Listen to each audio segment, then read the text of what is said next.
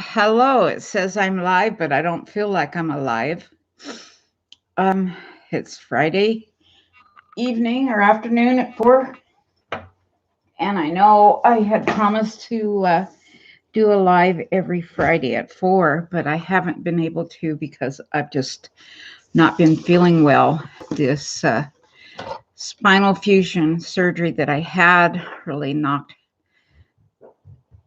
me down quite a bit, and it was supposed to be an easy fix with a clip, less invasive, 6-hour full-on hardware surgery with a titanium clip. I think it's an interlaminar fusion device. But anyway, it had a 30% failure rate, so I knew that going in. So I wasn't promised a bunch of rainbows, but would have been nice if there would have been a pot of gold at the end of that storm. But I was listening to Diana Brienne Fairchild. I don't know if you've seen her. She's got quite a few YouTube videos. I'm all out of sorts right now. Anyway, I took something for pain, so hopefully that'll kick in a little while. Maybe not. But anyway, she was talking about create a life you love. I asked her to come on. Maybe she will. I don't know how to get a hold of her. I don't have her phone number. But I don't know if I can. Are you? But she talks about creating a life that we love and living our life to the fullest that we can. Are you enjoying your life? Are you enjoying your life? Hello, y'all. I'm Diana Brienne. Well, I don't give advice. I don't give suggestions. I just share with you how I see life and how I live my own life, as is with this video as well. You know, are you? But she goes on to ask, are we enjoying our life? You know, our God-given life. And last few days I've been pretty weepy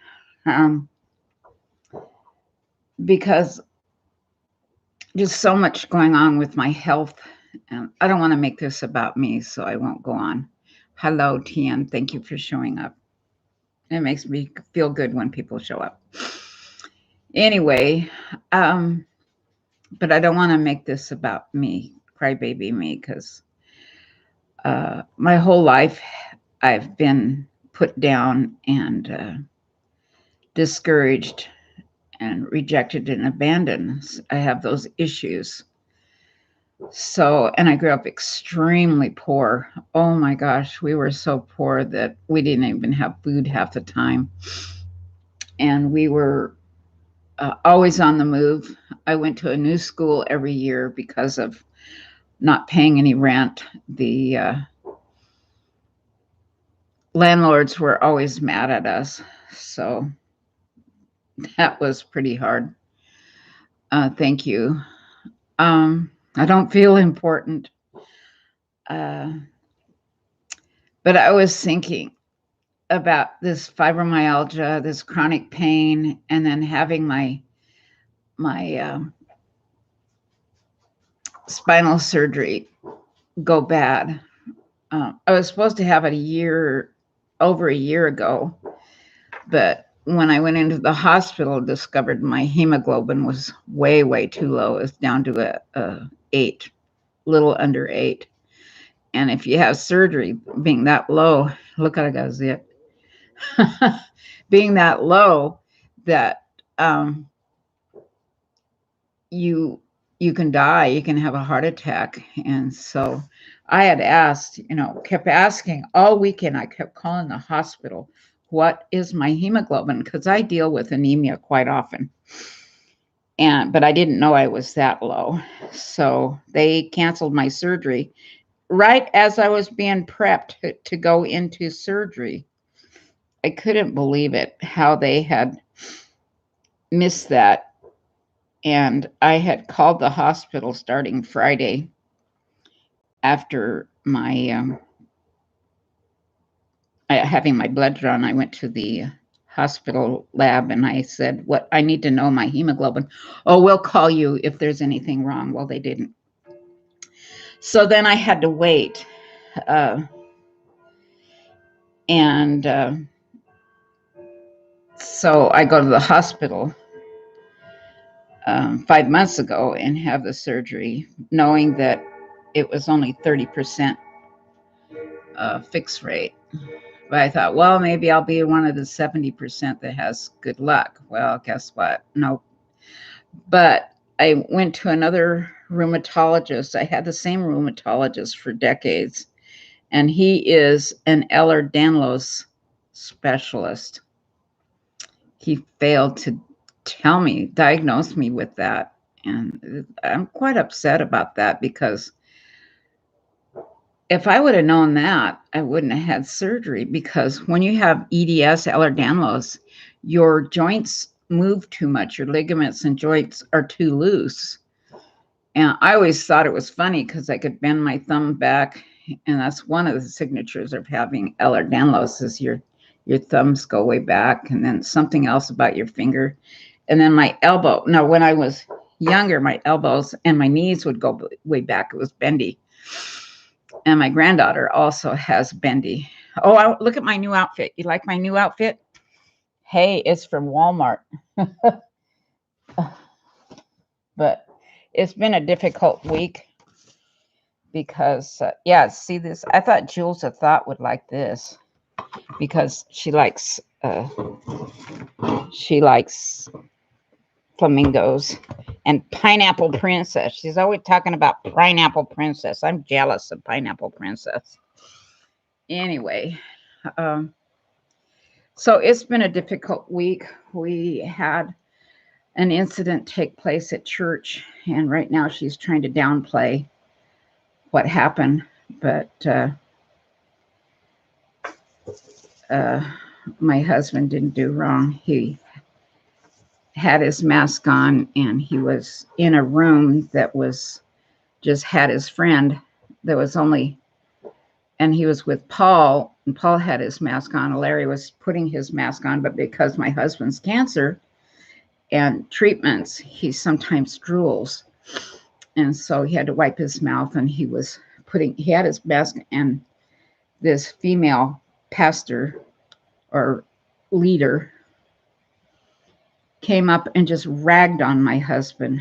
Now, mind you, there was no one else in the fellowship room. And 3 hours later, everybody had their mask off eating. So it just doesn't make sense. Well, anyway, she's trying to downplay what she did. And she is constantly ragging on my husband, constantly riding his butt. And she's been angry because I refused to hire her to help me clean house. So she's resented me for that and resented us. So she won't let my husband preach or anything. So it's just a mess. And a lot of other people are complaining about her because she just rags on them. And my husband doesn't complain at all, ever. He doesn't let anybody get to him. But this got to him, and he left church right then and there. He was supposed to teach Bible class that morning, and he says, "I can't come here and worship." Anyway, I don't think we're going to go back. We're out of there for good. And because of that, I think they're going to close their doors. There was only 8 people. Now they're down to 5. And who's going to pay all the bills? We're not. So let them figure it out. I think she needs to step down, because she just has a history of making everybody upset except for the ones that are conference people. I know this one woman, she's befriended a bit, all really nice and buddy up, but she hasn't gone off on her because she knows that her husband is a high-end conference man, so she won't misbehave in front of her. But everybody else in the church has been ragged on by her. So how can you go to church and worship when somebody is being nasty to you all the time? Not just once, but just too often. Too often. Yeah, we've kept that church afloat. You know, we believe in paying tithe and helping. Hi, Richard's Adventure. Thank you for showing up. And 411, hey. Hey, will you help me? I will pay you if you will help me. Just show me how to create. I paid $1,000 to have a video made, and all I need to do is learn how to do that. I'll pay you by the hour. I sent you my phone number. I'll send it again. I'll do it on a PayPal. I'll donate $5. If you're still here, Will. Anyway, I just need like a half hour. Just show me what to do or where to log on. Because I want to be able to create some good videos, especially with these scammers. Now today, are you off to sleep, Richard's Adventure? Where are you? Are you in the United States? Maybe not. It's East Coast. Yeah, I know she needs to be reported. But because of COVID and we don't have a pastor, things are just kind of different. But I think with not having any financial support, they're going to be pretty upset. So anyway, maybe not. Maybe they'll just continue on. But it's been just person after person being offended. I know 6 people that I know, 3 families that have left there because of her. I wrote her a letter and I said, "You're a bitch." I know that's not very nice as a Christian, but you know what? Chigwell, Essex. All right. Jamaican Kim. Hey. Are you in Jamaica, man? We love the Caribbean. Okay, I'll get your email. All right. I'm Zelda at rconnects.com, Will. But anyway, I just need a little bit of help, guidance, maybe 20 minutes to an hour. Maybe, I don't know, and I'd happy to pay somebody. I paid $1,000 to have that video made. I couldn't believe it. Oh, it's something I could have done myself. But I don't know. Anyway, so I was watching this, not 95 people found in Houston. What? But, you know, it's kind of scary here in Oregon after we went through all those fires coming right below us. And I could see them just a half a mile away where the fires were being set. And I was told they're not being set, it's down power lines. But the power was turned off for days. And so the fire was going, the wind was blowing this way and the fires were going this way. So how can that be that those were just naturally occurring? And they would go about every 20 minutes, every 20 minutes, every 20 minutes. In the middle of the night, I videotaped that. And I called the fire department. I says, they're setting fire at the Barton Park. Then they go up to Springwater Road and they went all the way to Springwater, the end of Springwater into Estacada. And oh my God, the firestorms were terrifying.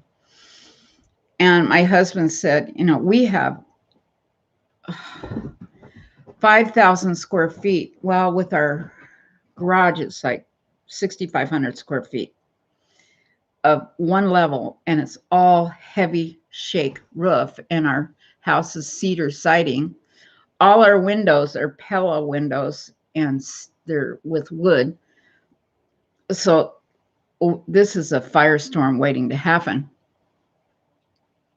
And we have all the brush cleaned out. We don't have any brush around, and we have our property is nicely landscaped, every square inch. All 3 acres are just landscaped to a T, and we have a landscape guy that comes in once a week. So it's not like we have brush hanging around, but we're scared. And my husband said, let's move out of Oregon. And he's serious. So we just got that big motorhome. I call it the crazy bus because it's crazy huge. Oh my gosh. I was laying in the back in the bedroom. It's got 3 slide outs. One slide out is 16 feet this way, and it slides out 2.5 feet. And then another next to it is 10 feet. So it's got 26, 30 feet of slide out on one side. And then across from it is a like 14-foot slide out that slides out. So there's 2 couches, and then the dining room set is just massive. And then it's got a washer and dryer. It even has a washer and dryer in the motorhome. So I call it the crazy bus. And I was laying in the back. I said, this thing is too big. And we had another neighbor offer it. I'll buy it from you if you think you made a mistake. So I don't know. Maybe we could need to get smaller because I don't think I can drive it. Yeah, I was exposed to quarantine to COVID, and it's been 17 days now, 18 days. Daryl was living here with us in our trailer. We had the travel trailer inside our building, and then he would come in and have dinner. And he downplayed the COVID. And he says it's just a cold, it's nothing. Everybody recovers from it, and he didn't wear a mask. And I just kind of got lax in allowing him come into our home and feeding him dinner every other night or a couple of nights a week. And then all of a sudden he gets sick, and he's very, very sick with a high temperature and bedridden for at least a week. He was really, really sick, and he tested positive for COVID, as did all his family, his sons, nieces, nephews. They all have the COVID, and the COVID is extremely high here in Clackamas County. It is the highest alert you can get. So they're shutting down everything again. Hey, I dyed my hair. Notice I don't have any more gray hair. I dyed it yesterday. So I feel so pretty. So I was scared to death that I was going to get COVID, because if I get COVID, I will die. I know I will, because I have so much wrong. My immune system is really screwed up. And so I thought, well, I guess I'm going to die. And then I got a runny nose, and I started feeling sick one night. Oh, you found the PayPal. Oh, you can call me tomorrow afternoon or Sunday, whenever. Will, it doesn't matter. Anyway, you guys will have to, you and your family will have to stop by, and I'll put something on the Traeger. How about I put a big tri-tip on the Traeger? I'll put 2 tri-tips on the Traeger. I bought 2 tri-tips, and it was $60. That stuff is expensive, but boy, was it good. Anyway, I was really scared about the COVID because of my health. And because I have EDS, not to be confused with erectile dysfunction syndrome. EDS is Ehlers-Danlos. It's a rare genetic disease. It's called the zebra disease, and you'll see the zebras are their signature for the EDS. And along with EDS comes mast cell activation, and that means that you're allergic to everything. And that explains why I'm so allergic to everything.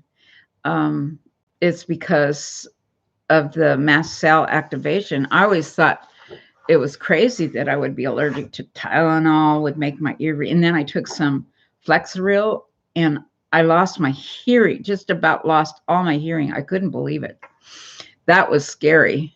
And I'm allergic to a lot of stuff. And then when I was a little girl, I was allergic to my immunizations. I got these boils wherever I got injected, but I was allergic to the tetanus toxoid. And the allergist wanted to give me a tetanus shot. And I said, no way. And he says, no, you won't be allergic to it. When I had an iron infusion, and the nurse told me she'd never seen anybody have allergic reaction, it almost killed me. It was scary because I had an anaphylactic shock to iron, and I wouldn't let her give me a full test dose. She wanted to give me a half test dose, which was 1 cc. I said, no, just give me a fourth of a cc.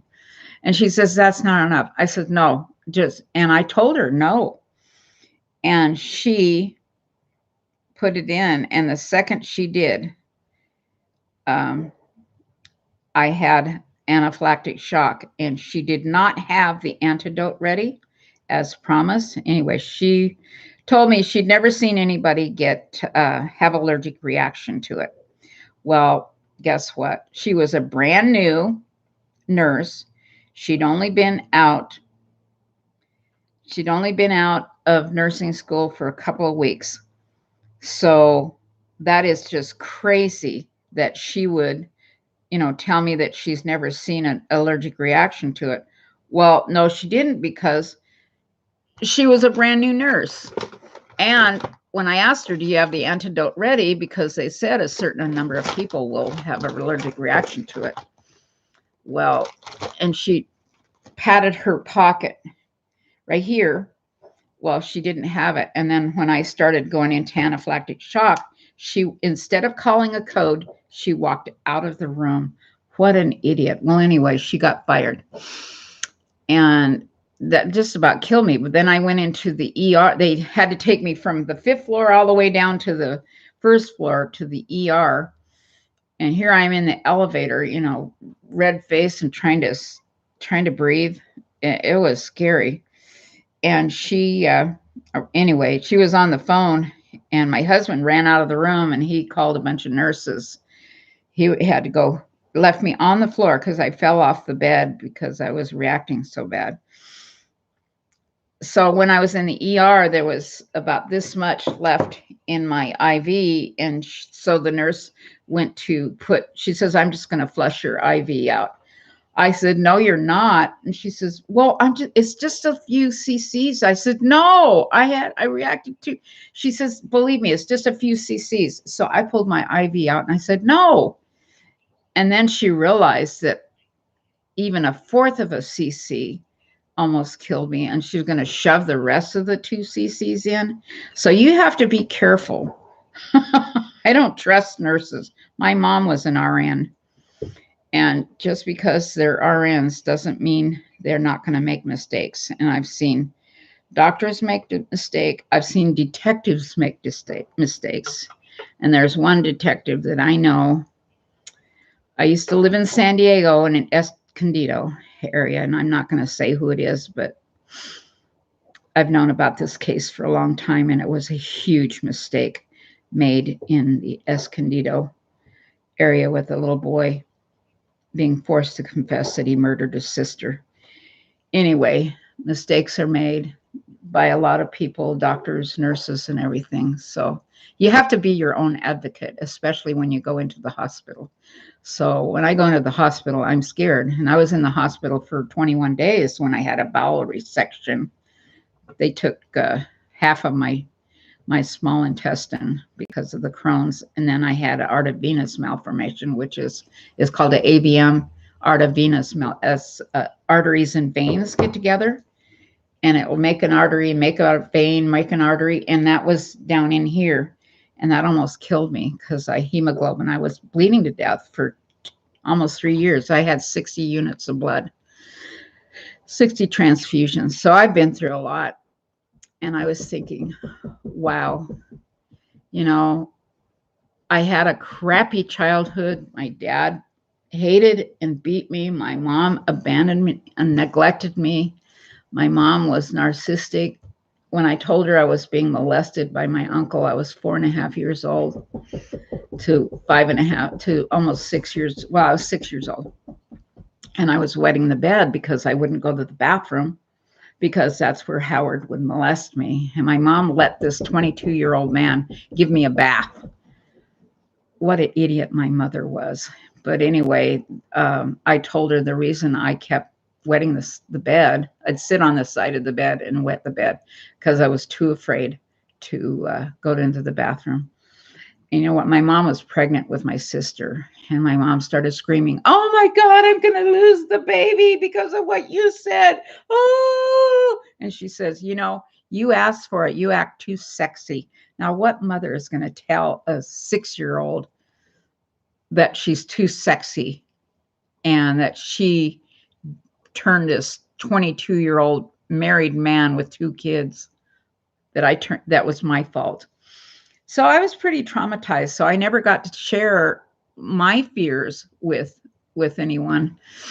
And so then when I was 14 and a half, I was kidnapped by a 45-year-old man. He came to my parents' house, told my folks he'd never met my folks. And my mom had just driven into our driveway, and she had my sisters. My sisters lived with a foster family there, people from our church. And then my mom lived in Sacramento, which was 110 miles away from home. And she would come home on the weekends, sometimes every other weekend. And then she worked one night as a nurse at the Grass Valley Hospital. But anyway, I had gone to the swimming pool and I met this girl, Christy, and her father, Richard. I met him one time, and he really had the hots for me, but he came up to my folks' house, pulled into our driveway, told my folks that I was best friends with his daughter. And I thought, he's lying. He's a liar. And here I am, only 14 and a half. And I tell you, at 14 and a half, I was a full grown woman. You should see me at 12 years old. I should find one of the pictures. You would think I was 24 years old because I was extremely mature, because I had to take care of my sisters. I had to, I took care of my mom. I would tell my mom what to do. I would get mad when Bob had girlfriends, my biosperm donor. He had girlfriends, and he would gamble, and he'd show up at our home, and my mom would be so in love with him. Every time Bob hit the porch, her panties caught on fire, and he'd give her a box of chocolates and a carnation, and she was all turned on, and she thought, wow, he's in love with her. Okay, thank you. I hope you're feeling better, and give that little one a hug for me, okay? I need to make him a hat. You know, I can do hats on my embroidery machine. Anyway, peace out, 411. Everybody go see 411. And I don't, who else has a channel here? Richard's Adventure, do you have a channel? But anyway, I was going to try to get Diana Brienne on. I like her. She's real positive, and she's 60 years old, and she's gone back to college, and she's getting her degree in psychology. And Diane Brienne Fairchild. So let me try to find her a link here. I'll just write it down. Anyway,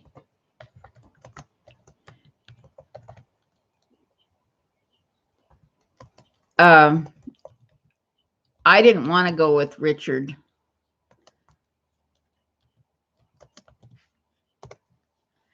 And my mom said, "You go, it's your Christian duty." And my sisters were sitting in the back seat. My mom had brought groceries home, and I miss my sisters. They were like my babies. And my mom said I should go, and Bob shook hands with him and everything. Oh, yeah. Oh, you can take my daughter. Who in the hell would let a stranger who they'd never met, didn't ask for his phone number, didn't get his name, his address, or anything, let them take their 14-year-old daughter? Would you let somebody take your dog? I wouldn't let anybody take my snake. I don't have a snake. I wouldn't let anybody take my feral cat, Liberace, even though he hisses and scratches me. There's no way I wouldn't let a stranger take him. But to allow a 14-year-old to go with a complete stranger, and he said he'll bring me back maybe Sunday, maybe Monday, so he's going to keep me for 2 nights. Oh my God. But I was terrified, and I got in his truck and he drove into town, and then he stopped at the bowling alley, and I sat in his truck for 45 minutes. And then he went to Dairy Queen, and he had me sit in the truck. I remember sitting exactly, the truck was sitting right in front. He drove a red and white pickup truck. And then he went in and he brought out a cherry cola for me to drink. And he said he had it special made. Yeah, it had Rohypnol in it. Anyway, he started driving out of town, and he told me what his intentions were. And so he was going to rape me. Anyway, so I've had all this negative stuff happen to me my whole life. And Bob, my father, he never told me he loved me. He was just a biosperm donor. And my mom never stood up for me. I remember one time he beat me near to death, left welts. He took the loop end. He held the loop in and hit me with a belt buckle. Anyway, I ended up in protective custody, but I had to tell them that I did that to myself, because my mom says if I didn't tell them, if I told them what Bob had really done, my sisters would go to foster care. They would lose everything. And then my sisters would be molested, and it'd be all Cheryl's fault. So here I am, 14 and a half. He kept me for 2 nights, and he brought me home in the morning. And I kept it to myself, because I woke up and nobody was home. My sisters were back in foster care, and Bob was sleeping. Bob never had a job. I called him no job Bob. And I hated the man. I know I needed to forgive him, even though he never said he was sorry. My siblings will say that I'm lying, but they weren't there. And I have to answer to God, not them. Anyway, I told the truth, and I'm willing to take a polygraph. If they believe I'm lying, give me a polygraph. And if I fail, I'll give you the title to my house. No, I'll give you my motorhome, my murder home. I told my husband I was going to murder him if he didn't buy me that motorhome. Anyway, we got it for a good price. The neighbor paid almost $300,000 for it, but it's used. It's what, 10, 12 years old. Yeah, I think it's 12 years old, but he paid almost $300,000 for it. So we got it for a lot less. Anyway, the insurance people told us, wow, you got a good deal on that. So anyway, where was I going with that? I lost my mind. So I had a lot of negative stuff happen to me. And then when I was 17, our house, it was just 4 weeks after my 17th birthday, our home was destroyed by a flood in Loma Linda. Our house was knocked off its foundation, and that was the flood of February 1969. And our home was completely destroyed.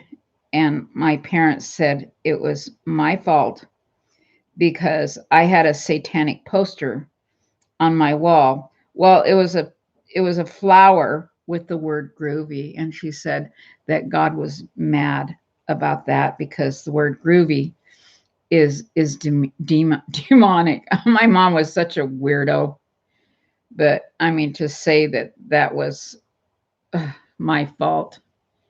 Anyway, you like that house? What do you think? There's 3 feet of mud right there. If you look up Loma Linda floods, and that's the Adventist church Mecca. You heard of Loma Linda vegetarian food. Anyway, one of those was our house, and there was 3 feet of mud. It was pretty bad. So my parents told me I wasn't welcome to live there anymore because I was a bad girl. And so I had no place to go. They actually locked me out of the house. They got a 2-bedroom apartment and left me alone. I mean, left me to fend for myself. And so I went to this my friend Bobby, he says, or Robert, poor guy, he died of dementia. Anyway, Robert Thompson, he took me to this dance hall where Alice Cooper was debuting his song "School's Out for Summer," and everybody says no, he didn't come out with that song until 1971. It was March 1969 when Alice Cooper and his band came into Colton, Rialto, San Bernardino area, there where Lori Vallow grew up. I crossed paths. I tell you, I crossed paths. I bet you Lori Vallow's mom, Janice, I bet you Janice Cox came into the store where I worked. I worked at Macy's May Company. I worked at May Company. So, and that's where all the rich women shopped. And that was right there in San Bernardino. I went to San Bernardino College for a couple of months. But anyway, so I got raped when I was there with Alice Cooper's band. I was terrified of Alice Cooper. He looked creepy with his he had tinfoil skinny legs, and part of the people were shooting up drugs and stuff. And here I was a goody Adventist girl. I grew up, went to Christian school, and I took my faith very seriously. And so listening to that kind of music was not my thing.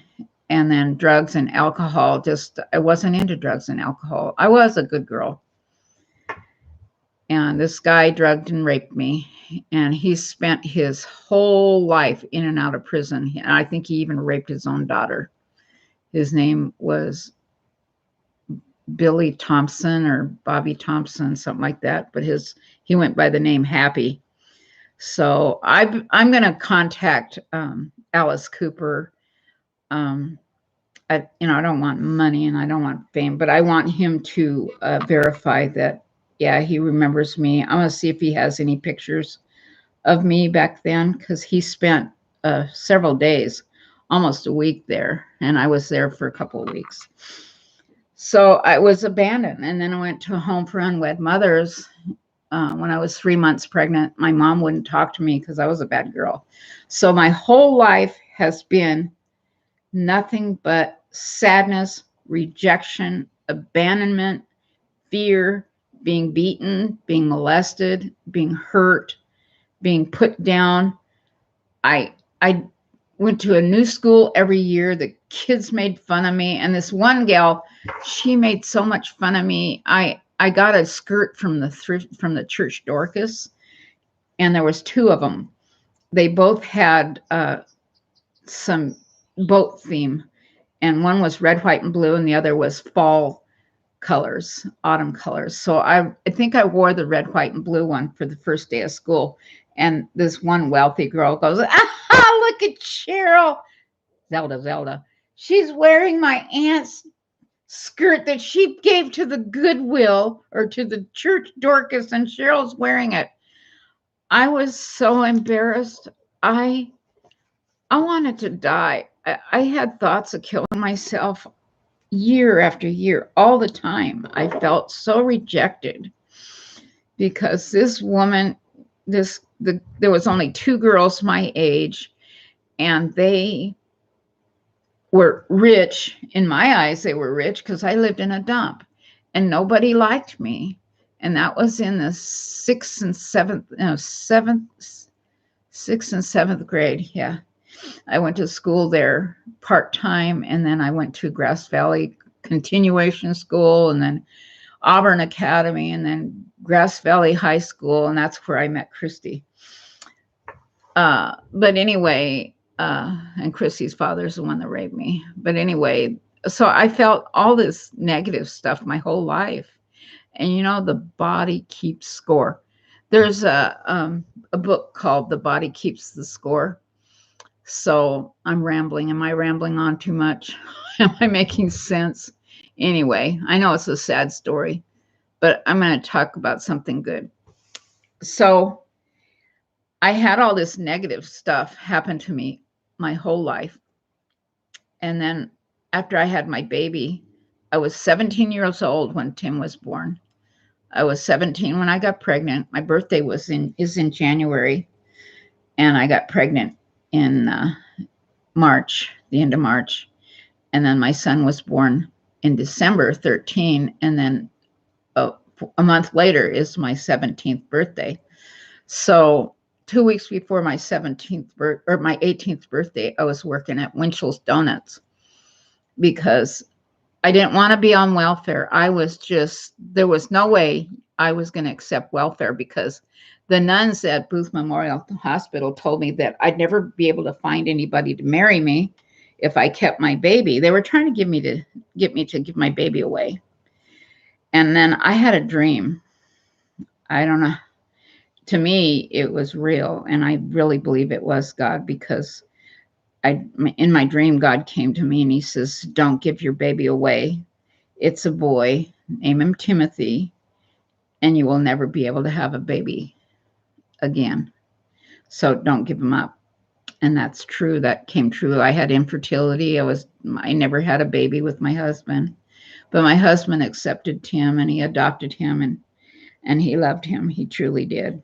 But it's hard for a man to love another man's child. And I understand what the nuns were trying to tell me, but nobody could tell Cheryl what to do. I was too bullheaded. Besides, I was fully grown at 12 years old.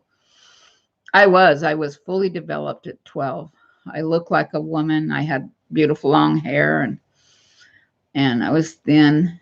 And a lot of men used to look at me.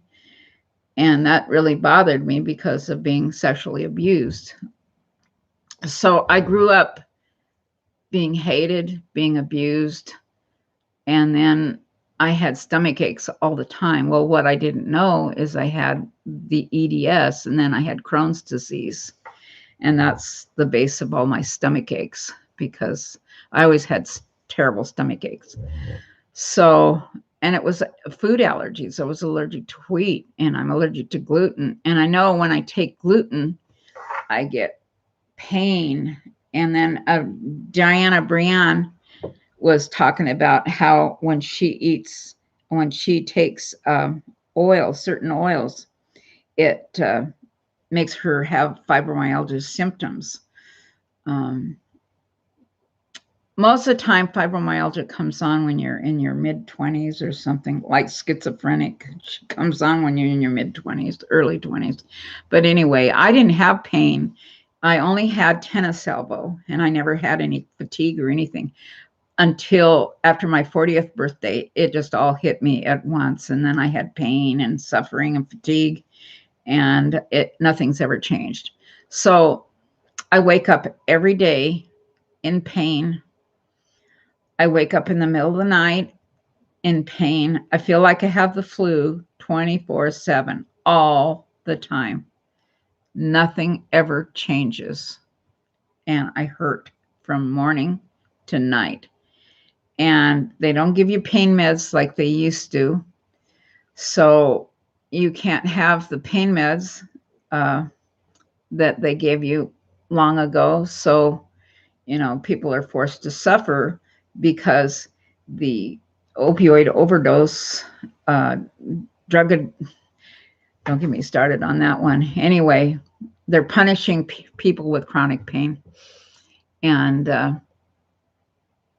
we're just not allowed to have medication that helps bring down our pain.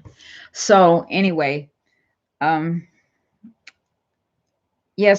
before yesterday, it really hit me hard that I'm totally disabled.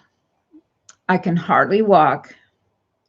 My spinal fusion made things worse. My legs are numb. I have sciatica pain. And I fainted a couple of weeks ago on Monday, and I went to the ER. And the gal put the cuff on really tight, and the nurse was being mean, and she put it on really tight. Anyway, now my rotator, my bicep muscle is hurting. See, if you see this, that's called Popeye. That is the muscle that has detached from up here. And now it's bundled up down here. so I can't lift things up and pull things up. And then this muscle is hurting now, and it's starting to do the same thing. I think that cuff being put on that tight and she did it on purpose. And I think that tore. And I have never sued anybody, but I'm going to this time. I tell you, it's just, anyway. So I've been really discouraged. And I woke up at 2 o'clock in the morning the other day, and I started crying. I'm going, God, why me? Why am I so disabled? Why? I can't even clean my house. I can't have a housekeeper because of the COVID. My house is getting dusty. My husband likes a clean house. He hates anything out of order, and he hates clutter, and everything's clutter. I have a pile of clothing at the end of the table here that needs to be folded and put away. But I feel bad because I'm putting it on my husband's. What do you got? There's a fire going on down there. Oh no! Concerning. Where is it? Right there. Oh geez. Somebody else with a drone and take a peek. Okay. My drone. Oh yeah, I see it. Oh, they're just burning. We've got, we had that incredible ice storm that was just horrible. Anyway, so I got, what's called stinking thinking. And I thought, I don't want to live anymore, but I don't want to kill myself. I'm not suicidal. And then with what happened at church last week, we need our church. We need, I think people need the Lord. They really do. But when you go to church and you have somebody that climbs on your butt all the time, how can you go to worship? It's like being yelled at, and then hugged. I think this woman is mentally ill. That's why she has lost she can only keep a job for a couple of months. But anyway, she's a horrible person. And everybody admits that she, says that she is. I've known her for a long time. And every time I see her getting a new job, I think, I wonder how long that's going to last. She's got a horrible reputation. Nobody can stand her. So if you're listening, you're a bitch. And I wrote that in a letter. I said, you are a bitch. You're a nasty, mean bitch. I know that's not Christian. That's not nice. Especially with my husband being a church elder, but he can't take it anymore. So this has been upsetting me with my illness. And and our landscaper guy, he got injured. I got to thinking,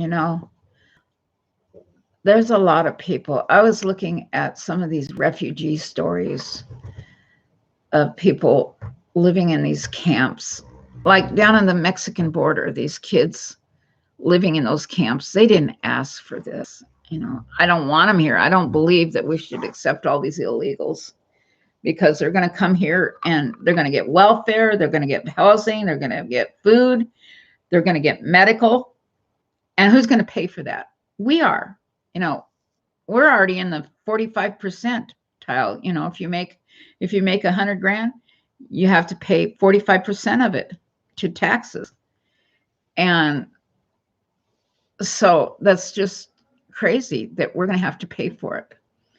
And then the terrorists that are coming in, and then the liberal Democrats here in Oregon are just running crazy. But in this area, in the Clackamas area, is a lot of police officers and a lot of law enforcement. And they have been, the Antifa has been going to their homes, threatening them at 3 o'clock in the morning. So they doxed them, gave all the information for this law enforcement, gave it all, went to their homes in the middle of the night and taken bullhorns and yelling at them, saying that they're going to kill them and their kids. It's terrible. And Wheeler has allowed, he's the Democratic mayor for Portland, has allowed these riots to go on for over a year. It's been a year. But the riots stopped, magically stopped, when the fires started out here. Look at the fires. I recorded all the fires here in our area. It was terrifying. And those fires began 2 weekends ago. We had 4 fires, and they were all arson fires. And one of them was right there. I could see it. Too close for comfort. Anyway, Wheeler said, okay, that's enough. You know, you saw what happened in Seattle. Several people were murdered there. And then there were protesters that has shut down Seattle highway, the Interstate 5 that goes from Tijuana to Canada. And they closed that freeway with the protesters, and they were standing there. There were several girls, and one girl was going, F them and F the leaders and F this and F that. And they got to let us protest. And she was going, F, F, F, F. And then there was a guy, he was a black guy. He broke through the barriers, and he mowed those girls down and murdered those girls with his car. And I thought, wow, right there on Interstate 5, this is such a mess. And the mayor up there in Seattle calls it the Summer of Love. But anyway, Wheeler here in Portland, I'm going on a Wheeler Democrat. Loran, I don't know who I like now. Trump was weird, and Biden's asleep, and Sleepy Joe. And anyway, I don't want to make this rant about political stuff because it might offend you. If it does, I'm sorry. Sorry, not sorry. Anyway, Wheeler, the mayor of Portland, the police are pulling out. Portland has been burned. Half the stores are just completely destroyed. But the news isn't talking about it. The news is silent about it because they don't want people to know how bad Portland and Seattle is. And there must be 25, 30,000 homeless people here in Portland, around the outskirts.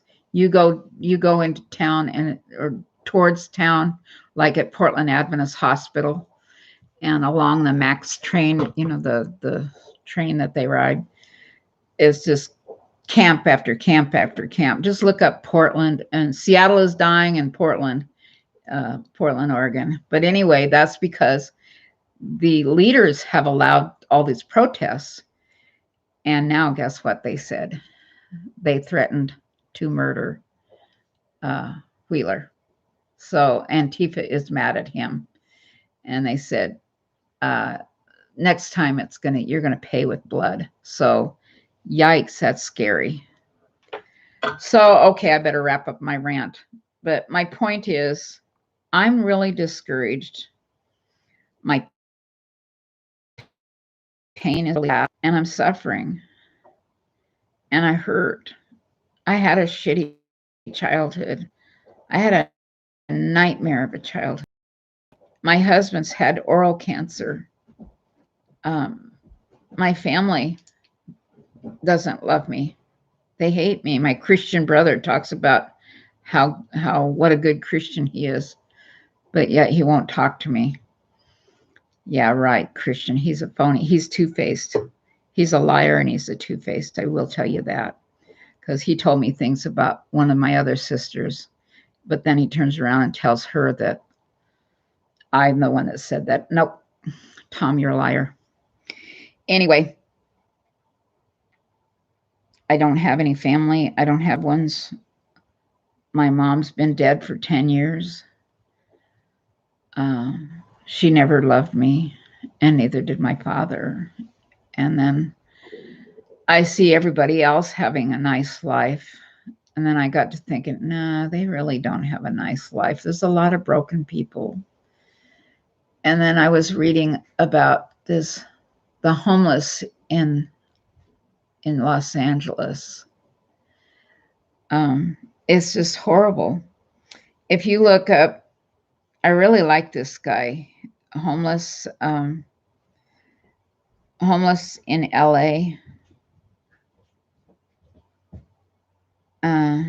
It's fine. What? It's fine. Oh, Set the road down in there. anyway, he's the German. He's German in Venice. I have family in Venice Beach, but life on Skid Row. You see people on Skid Row. There are 50,000 people that are homeless there in Los Angeles. You know what? That could be me.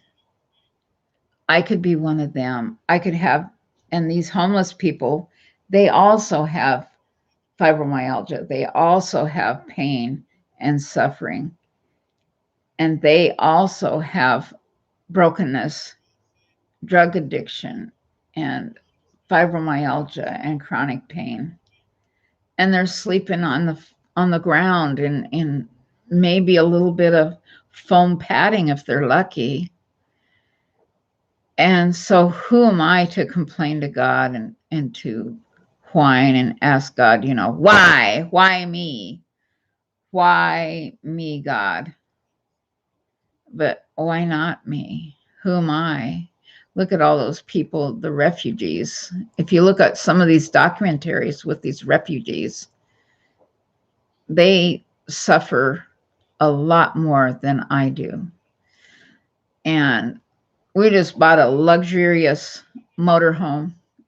It's not a little motorhome, and it's not just a cheap one either. It's a luxury. It's the size of a bus, and it's beautiful. It only has 7,000 miles on it. I own a beautiful home. I'm very blessed. And I feel very, very blessed to have a good husband. I have a wonderful husband. He is the most amazing man. He's a godly man. And he not just doesn't talk the talk, he walks the walk. He studies his Bible for at least a half hour every morning in his prayer. And he really is a tender-hearted, godly man. And if he knows somebody is suffering, he gave we got one stimulus check, the first one, that's all we got.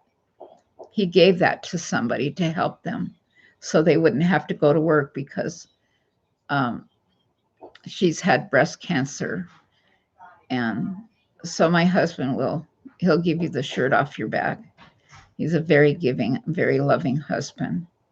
So I'm lucky. He beats me up, but because I'm too lazy, I won't get up early in the morning. So he usually beats me up.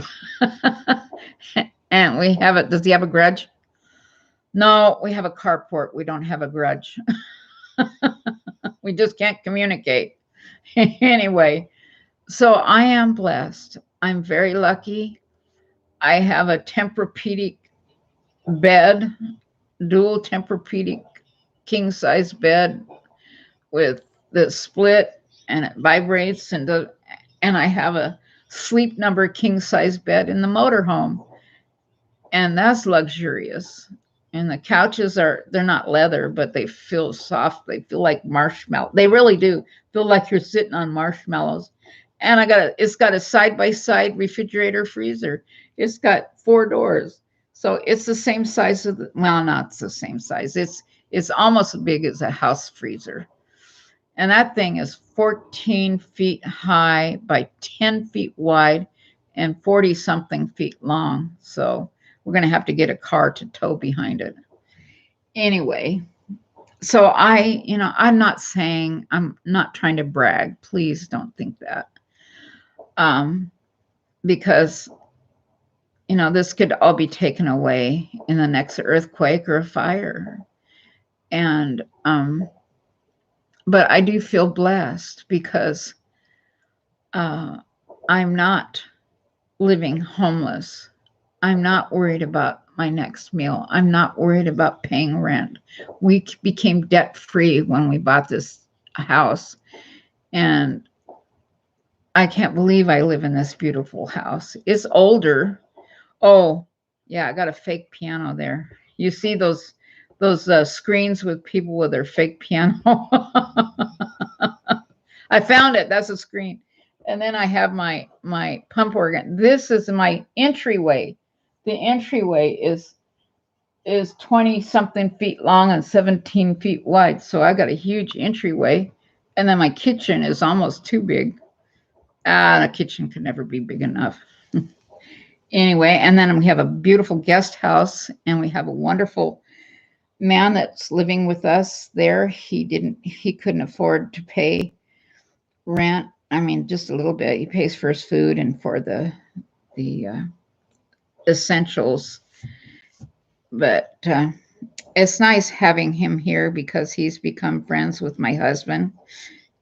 It's like a brother to my husband. My husband's brother was never friendly. My husband was 7 years old. Grant was 7 years old when Larry was born. And Grant did not like my husband. But look at this. This is downtown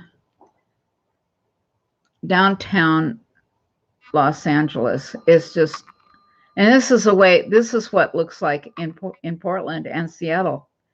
Just hundreds and hundreds of tents, people sleeping outside. One girl died because she had an infected foot and no way of getting any medical help. And I don't have to worry about getting medical care. I don't have to worry about my next meal or medication or paying rent or I have no worries that way. But this is Skid Row. I remember that when I was younger saying, oh, you're going to be a bum on Skid Row. And it's just sad because these people have nowhere to go.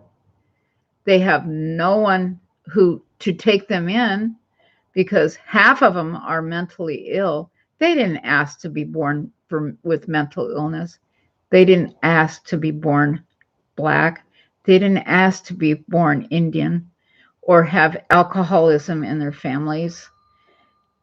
It's just sad. People don't ask to be born this way. Look at that. It's just sad. And this guy, I really like him. It's German in Venice. I'll put a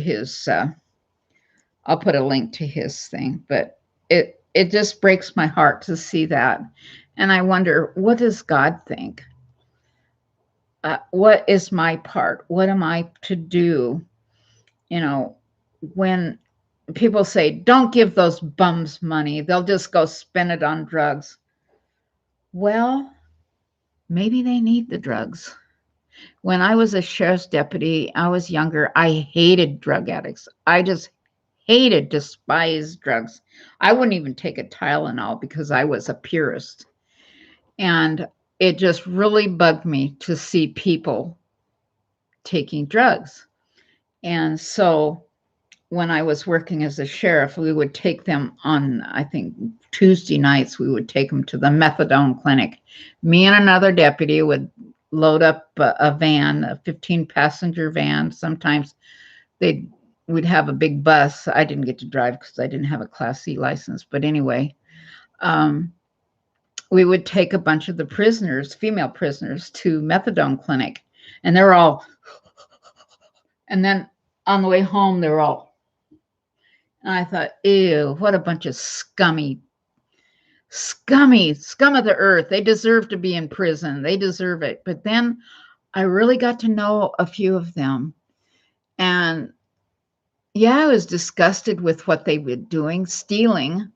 They were stealing because they needed their next fix. They had a drug addiction. They were going through withdrawals.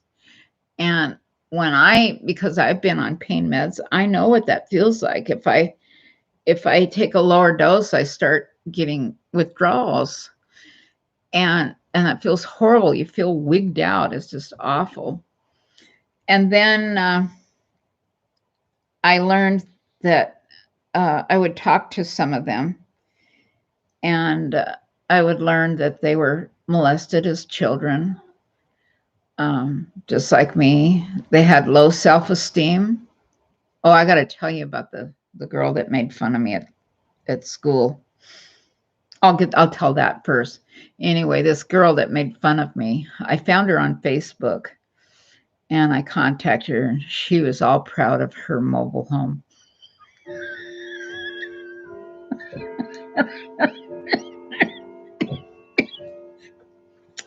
And then the other two girls that were my age that used to make fun of me, one of them's been married 8 times and she's a shaman.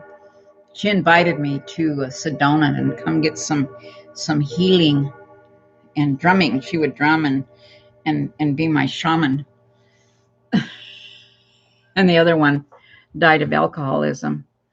So, I'm thinking, you made fun of me, and you're proud of your mobile home. Mm-hmm. Oh, and she's got 13 cats. Anyway, it's just sad.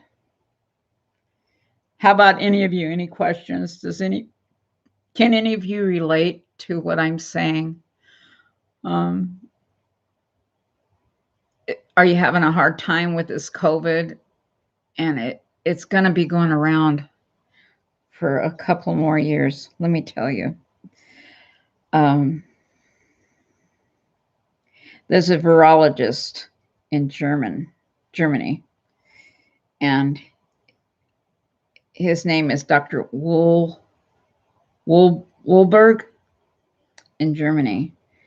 And this is going to shock you. What I say about it is this was told about 10 years ago, where it started in Wuhan, China, a virus that was passed on that went to Italy and then came to America and then to India, and millions of people died.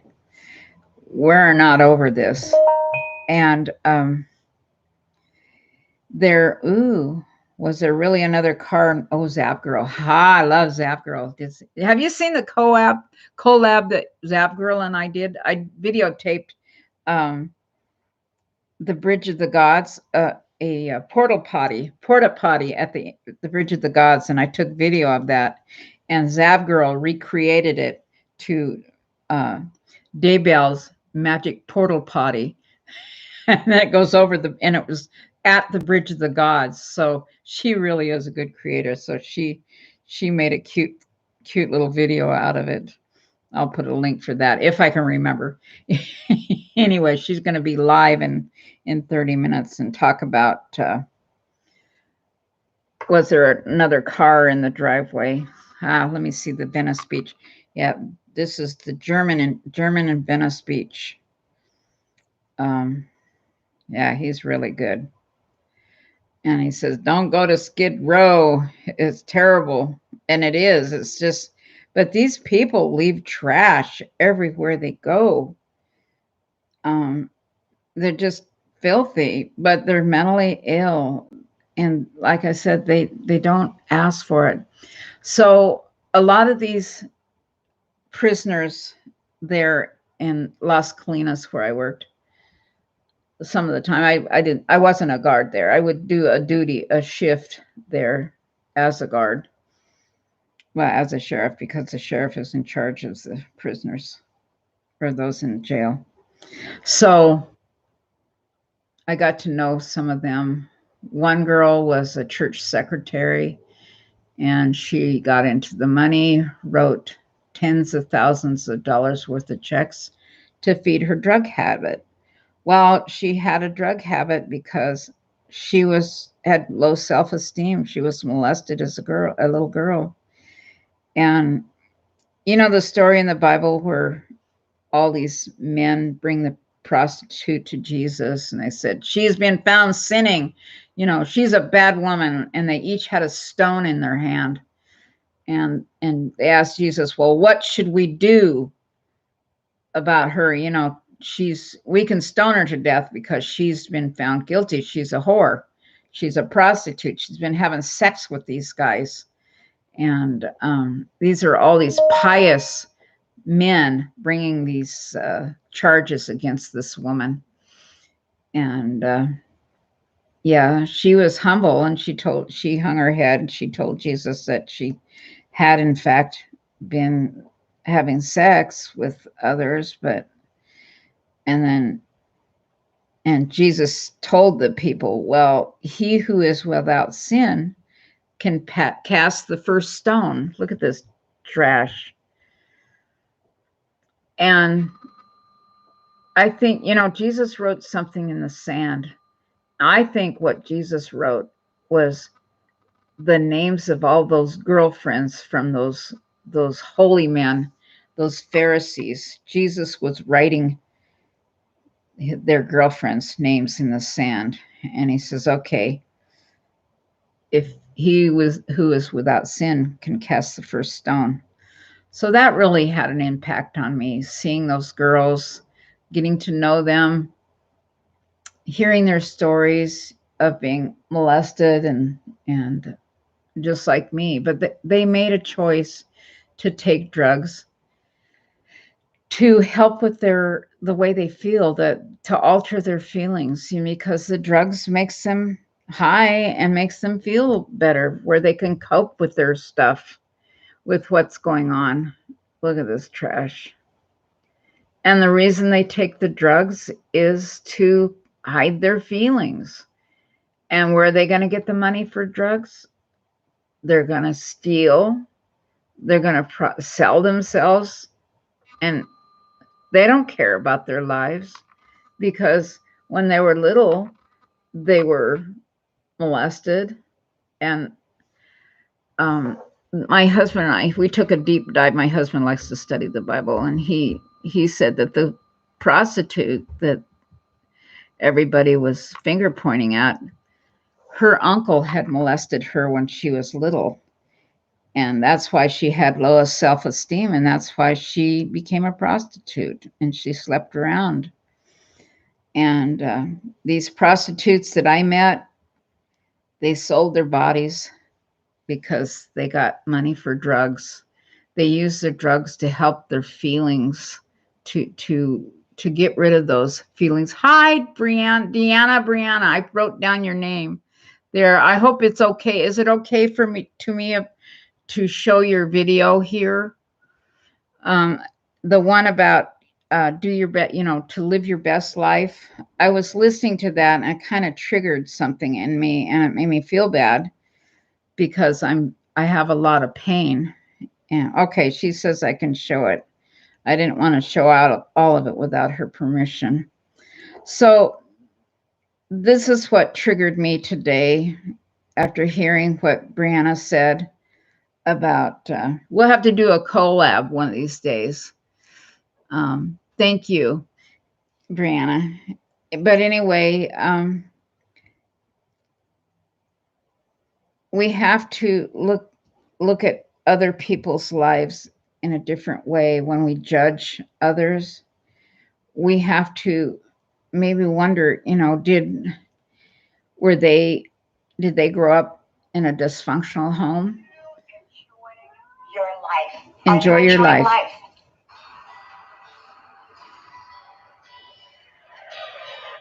I don't know how to bring stuff in.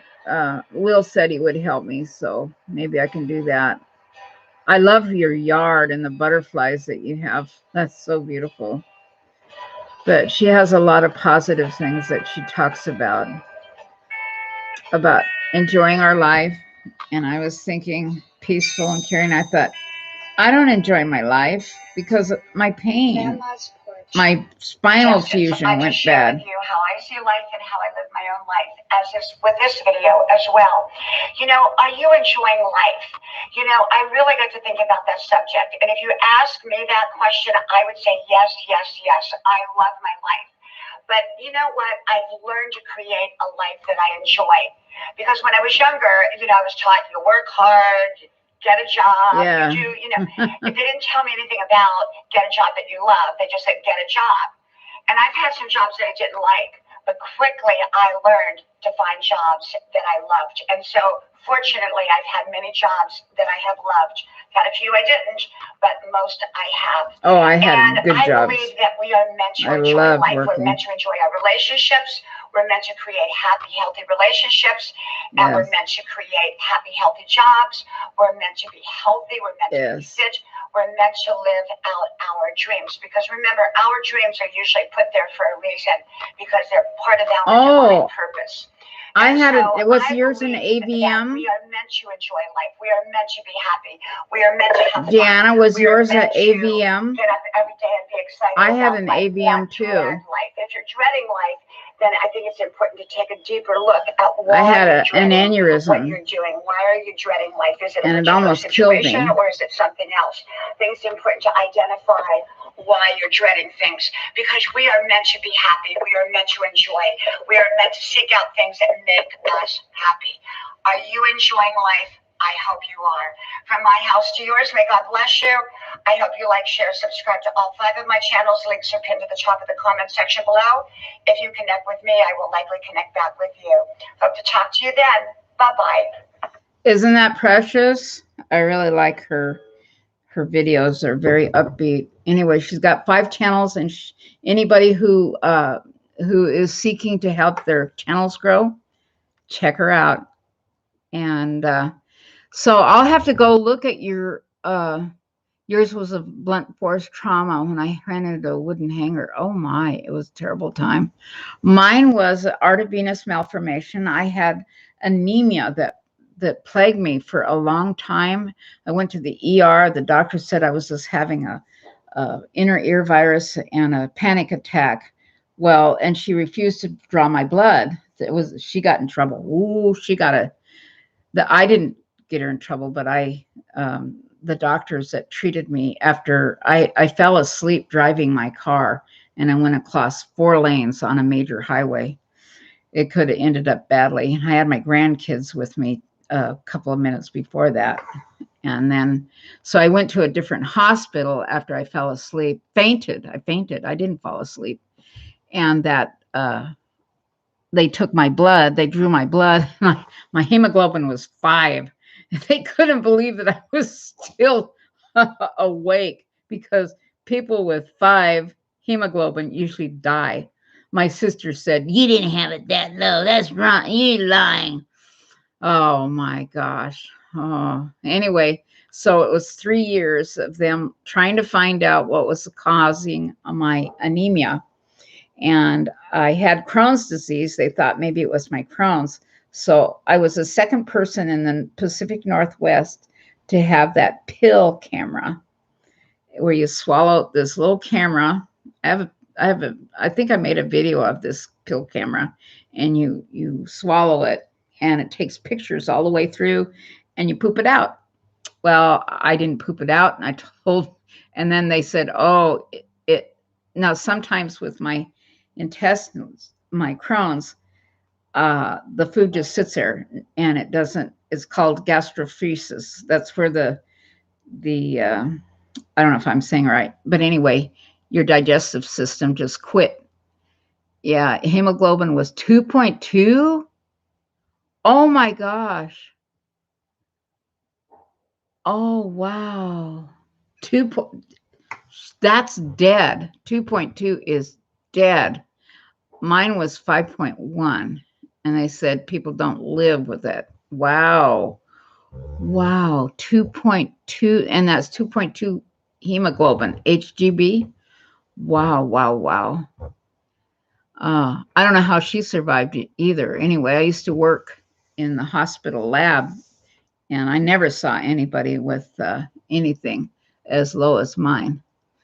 I had 60 blood transfusions over 3 years. But anyway, I did that swallowable pill camera, and I was the second person in the Pacific Northwest that had it. And I had to go up to Dr. Gannon up in Seattle. And then they did an x-ray of me, and the doctor says that pill camera is stuck inside you, so we have to open you up. I says, good, because then you'll find out what's wrong with you. He says, no, this is bad. We have to do a bowel resection on you. This is major stuff. This isn't anything good. I said, well, yeah, it is, because then you'll find out what's wrong with me. And he says, Doctor, I love Dr. Slippard. He was the kindest, sweetest gastroenterologist that I've ever met. He retired. And, but anyway, so I just happened to have Dr. Ted Mackett. He's called the Angel Doctor. He was a teaching surgeon from Loma Linda University Hospital down in Loma Linda, where my folks said that I caused the flood. But anyway, he came up here. Yeah, I've never seen anybody live with that low of a hemoglobin. Wow, Diana Brianne Fairchild, your daughter.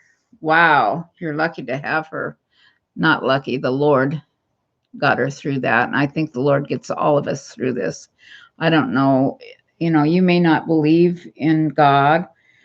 He doesn't care what you call him. You can call him the flying spaghetti monster, as long as you call him, as long as you would admit that we were created. My husband is a really good preacher.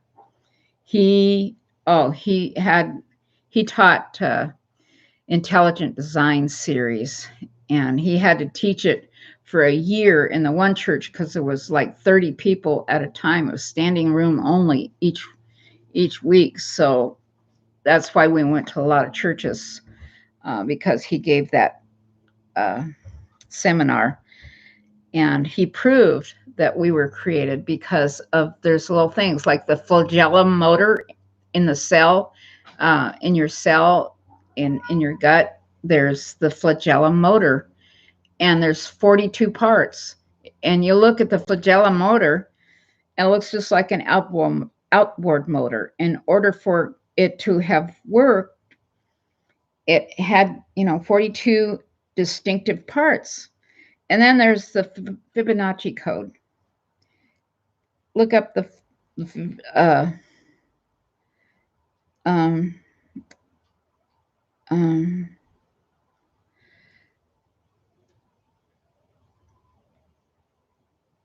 anyway, the Fibonacci code, which is called the golden code, the golden ratio.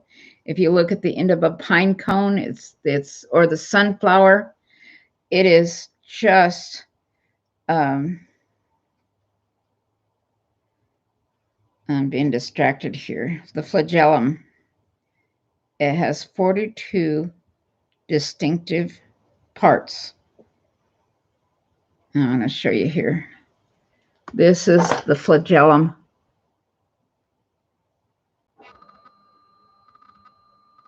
And it goes around just like a motor. And that is in the cells, in the bacteria, some of the cells that have the bad germs.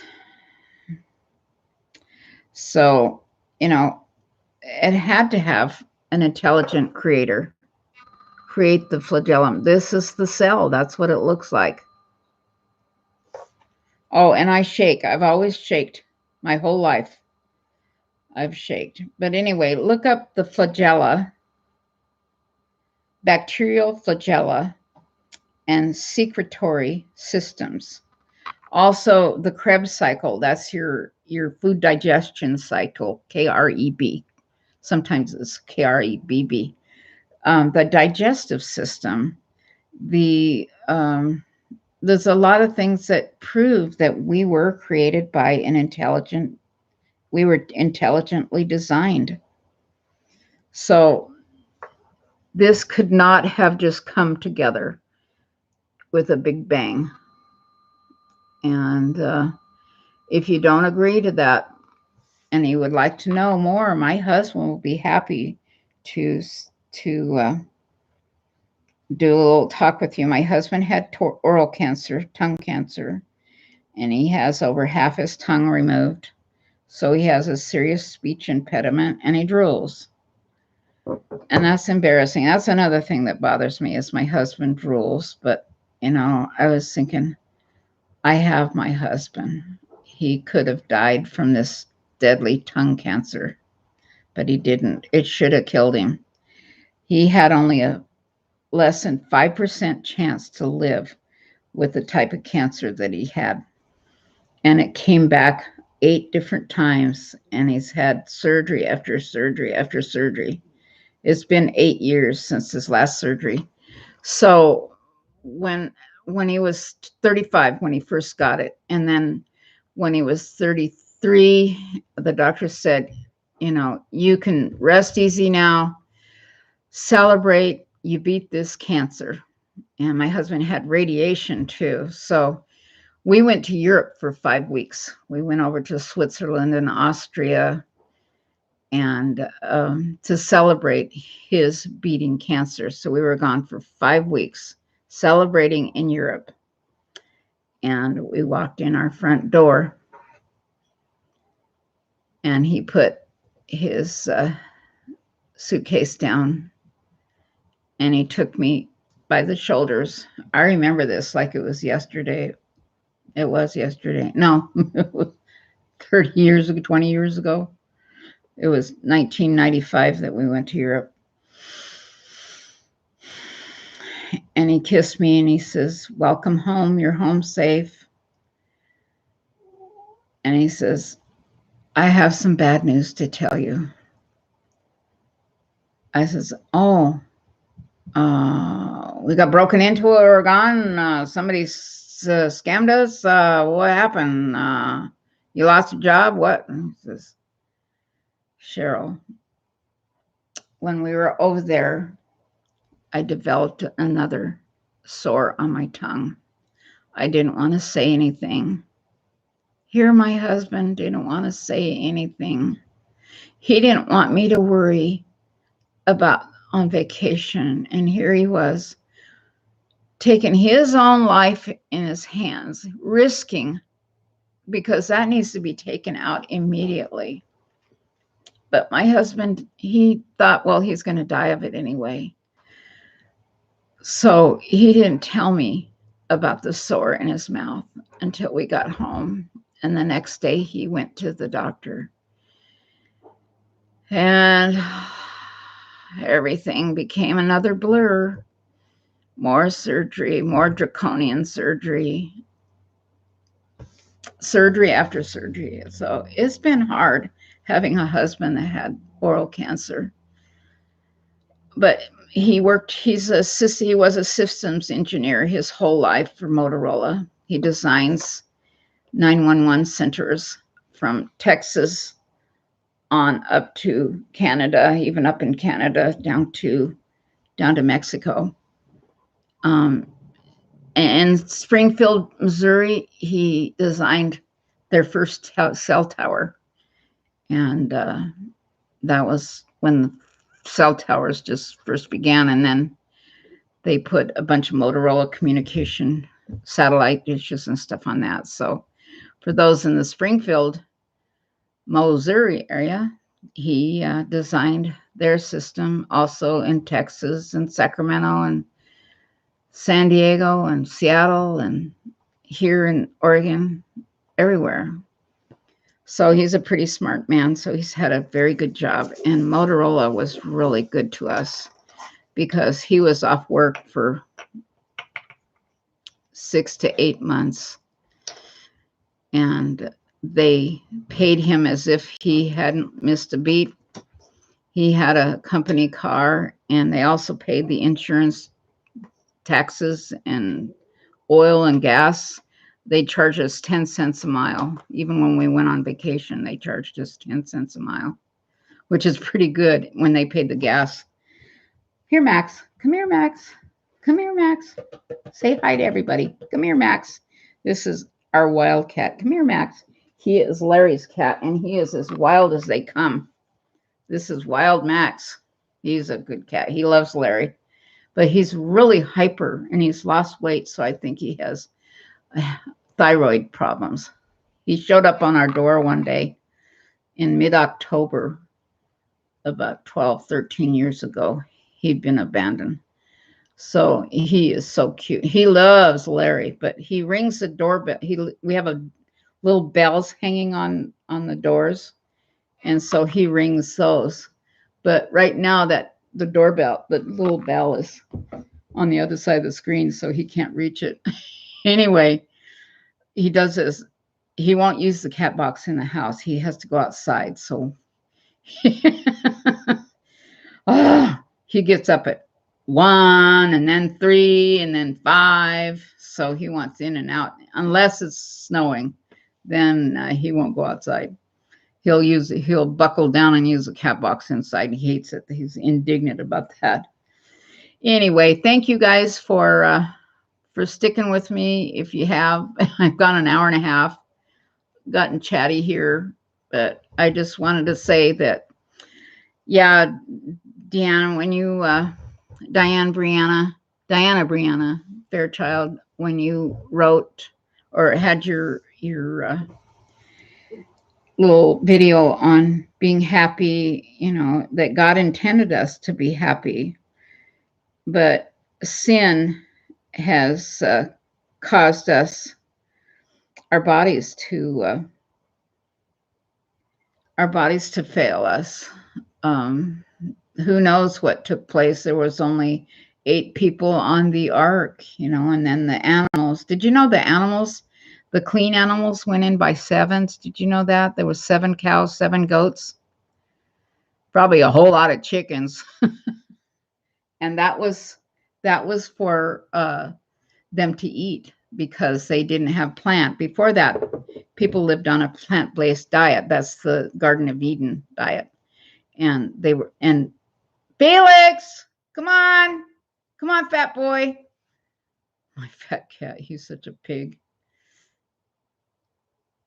I'm so glad my cats come when, like dogs. But anyway,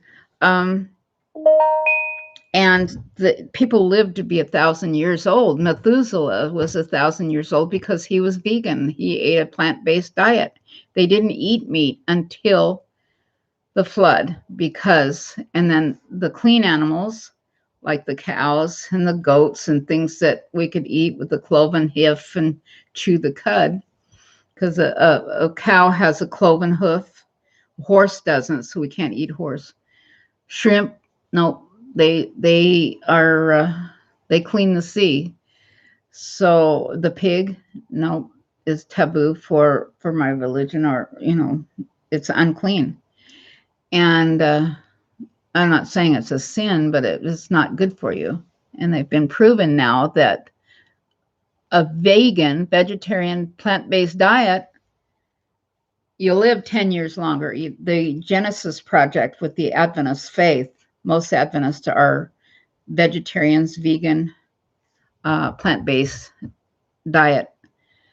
People that eat a plant-based diet live an average of 10 years longer. And this wasn't done by Adventists. This is outside independent sources. Oh, I was telling about my swallowing the camera, and because it got stuck.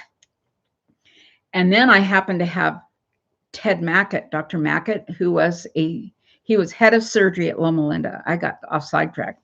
Anyway, I was so lucky to have Dr. Ted Mackett and Dr. Rippey, Wes Rippey. Yep, there was a Dr. Rippey, and they both worked on me during my surgery. And they were just supposed to take out that little section. They were going to take out a foot of my diseased small intestine. And Dr. Mackett, because of his years of teaching and his years and years of being head of surgery there at Loma Linda, when he opened me up, he says, you know, I don't think this is where this girl's bleeding is from. I think her bleeding is from a different source. So he went looking, and he went through every square inch of my small intestine, outside and everywhere. And up in here, right below my jejunum, my breast, below my breastbone here, right next to my heart, was a large golf ball, small baseball size AVM, Art of Venus malformation. I'm on the AVM board, and it's Art of Venus. AVM, artery,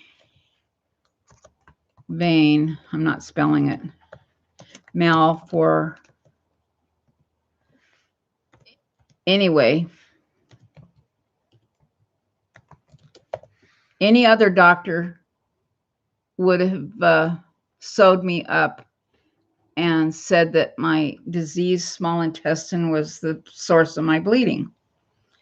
But Dr. Mackett's years of experience and everything, he wasn't convinced that that lower small intestine was the source of my bleed, and is why he went looking. Had I not swallowed that camera, had that camera not gotten stuck, I wouldn't have been opened up. Had I had another surgeon, they would have just resected my small bowel there, my low, right above the large bowel. There's two parts: your small intestine and your large intestine, your colon. And so you get colonoscopy and endoscopy. They use cameras to go down this way, and they use a camera to go that way. And the one is that they go down your throat. They put you kind of to sleep, and you swallow. Oh, it's awful. That's called an endoscopy, and that goes a camera down into your stomach. Well, these are both black hoses, and I asked the doctor, okay, there's a colonoscopy, and why do you call it an endoscopy when it goes here and it's not your hind end?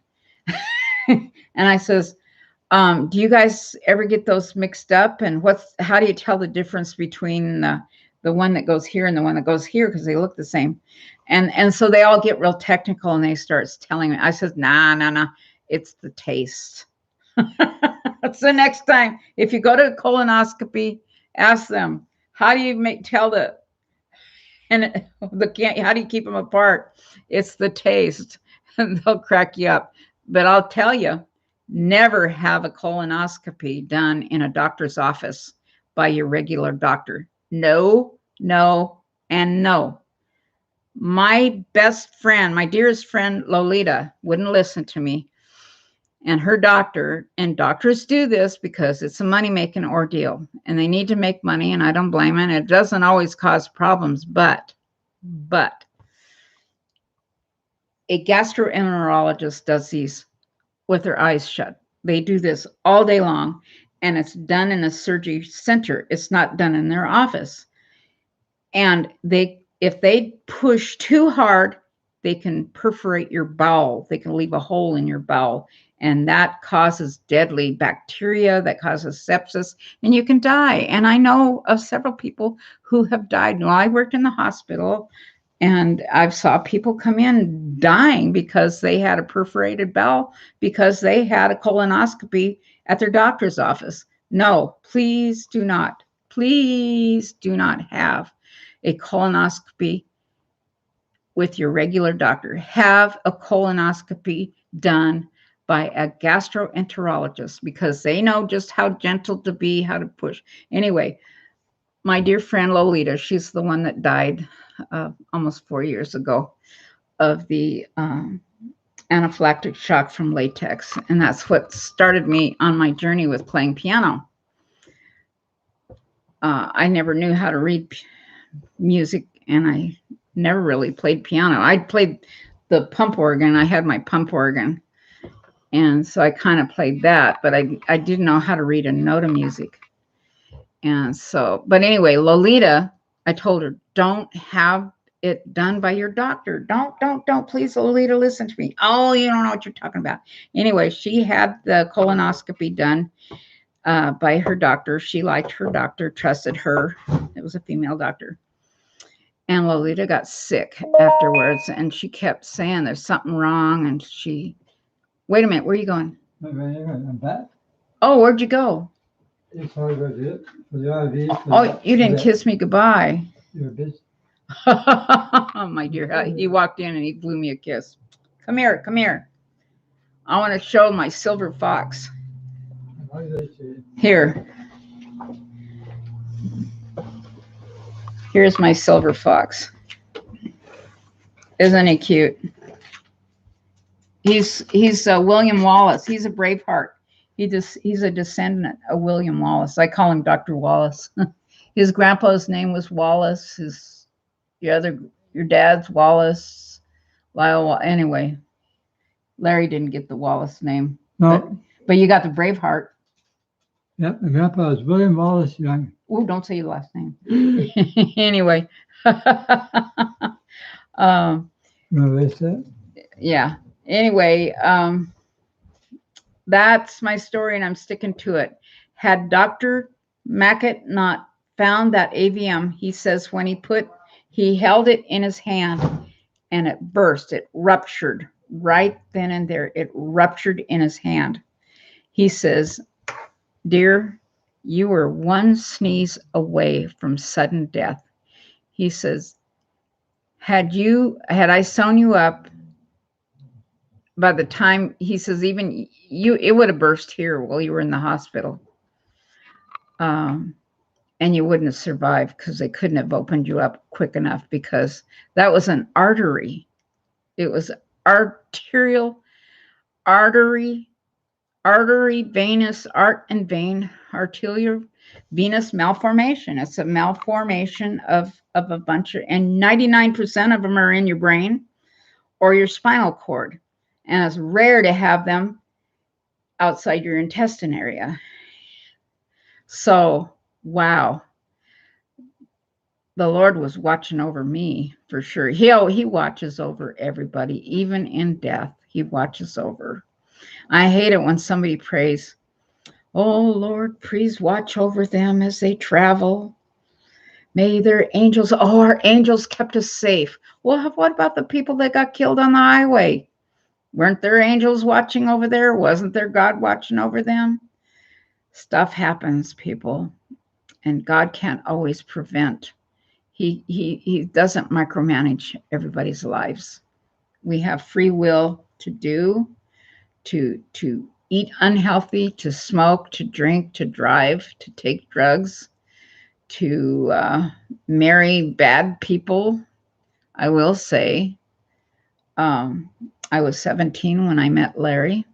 He walked into Winchell's Donuts, and I got my PhD, push husband through, PhD, push hubby through. He has a PhD in, let's see, biomedical electronics engineering.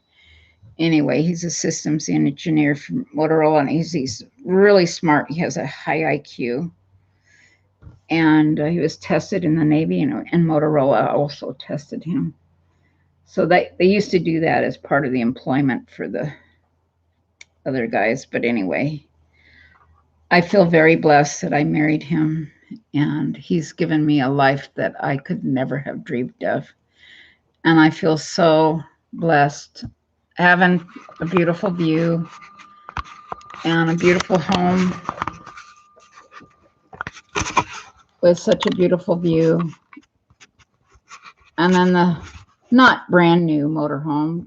My gosh, we wouldn't spend $300,000 on a motorhome, because we're not going to live in it. Maybe if we lived in it, we'd get one of those $300,000-$400,000. I don't know. I think that's a waste of money. So, but a lot of people think that that's the pass meow, and they live in those. They travel around the world, but we're not going to travel around the United States. We're going to drive the motorhome to Kauai. Yeah, we're going to drive it to Kauai. Anyway, thank you so much for sticking out, for visiting my channel, and pain support. If you're having a hard time with your pain and you're really feeling sad, shoot me an email or leave a message. My email is zelda@rconnects, and I'll get back to you.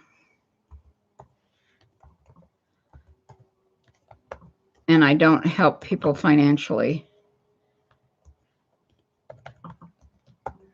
just because. I mean, zelda@rconnects.com. I think that's right. Yeah. relianceconnects.com. Anyway, that's my email address. If you're having a hard time, shoot me an email.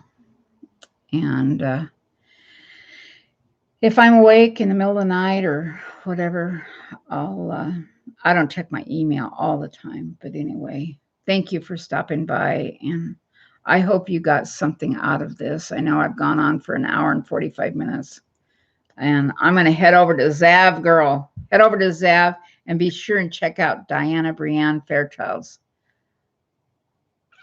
Yeah, she's a good person. Very positive. All right. God bless you. Jamaica Kim, 411 now. Tien, Volumes Girl. Richard's Adventures. I can add him as a moderator. And where's Critters? Critters, where are you? Critters, I'm gonna pull you by the ear. Where'd she go? Anyway, anybody wants to be a moderator, please let me know and I'll be happy to make you a moderator if you behave. Anyway, thank you for coming. And the aliens. Nano. Look for my Zelda, Scam Granny. Nano. Oh, look up Unarius Academy of Science. That's a UFO cult in San Diego. Bye.